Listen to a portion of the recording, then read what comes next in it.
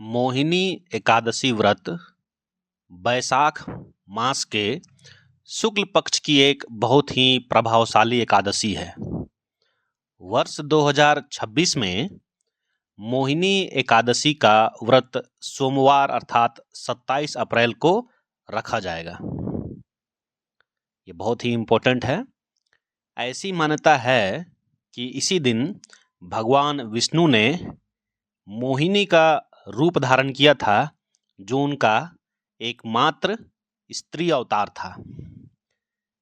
यह व्रत व्यक्ति को मानसिक भ्रम, मोह माया और पापों के बंधन से मुक्त कर मोक्ष की ओर ले जाने वाला व्रत माना जाता है।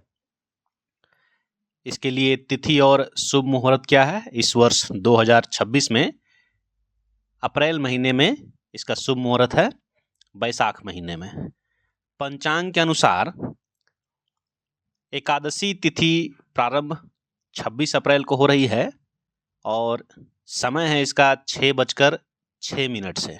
ध्यान दीजिएगा, 26 अप्रैल शाम 6:06 से ये एकादशी शुरू हो रही है और समाप्त कब हो रहा है? 27 अप्रैल 2026 को शाम कितने बजे? शाम 6:15 बजे, 6:15 तक ये एकादशी रहने वाली है। पारण का समय देखिए ध्यान से, व्रत कब है? 28 अप्रैल 2026 को सुबह 5:45 से 8:21 के बीच में पारण का समय है। क्यों मनाते हैं? पौराणिक कथा क्या है? मोहिनी अवतार का रहस्य क्या है?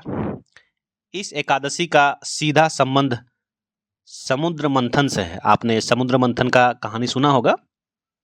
जब समुद्र मंथन से अमृत कलश निकला तो असुरों ने उसे देवताओं से छीन लिया ताकि वे अमर होकर ब्रह्मांड पर अधिकार कर सके। देवताओं की रक्षा के लिए भगवान विष्णु ने एक अत्यंत सुंदर और मनमोहक स्त्री मोहिनी का रूप लिया। आपने बहुत सारी कहानियां सुनी होंगी मोहिनी के बारे में।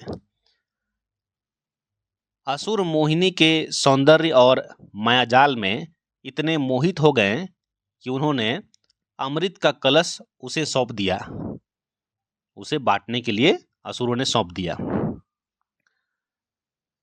मोहिनी ने बड़ी चतुराई से सारा अमृत देवताओं को पिला दिया, जिससे वे अमर हो गए और धर्म की जीत हुई।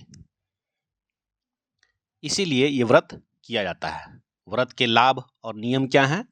देखिए, इसका महत्व देखिए। सबसे पहले स्कंद पुराण के अनुसार इस व्रत को करने में मेरु पर्वत के समान बड़े पाप भी नष्ट हो जाते हैं।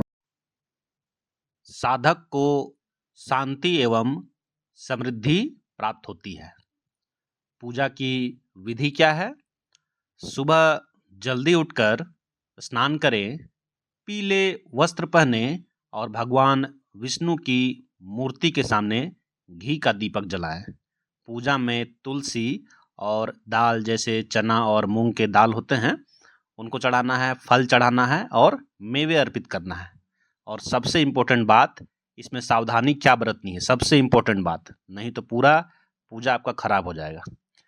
इस दिन पूरी तरह ब्रह्मचर्य का पालन करें, दूसरों की निंदा ना करें, क्रोध ना करें और सात्विक आहार लें। और ध्यान रखिए, चावल का सेवन नहीं करना है। धन्यवाद।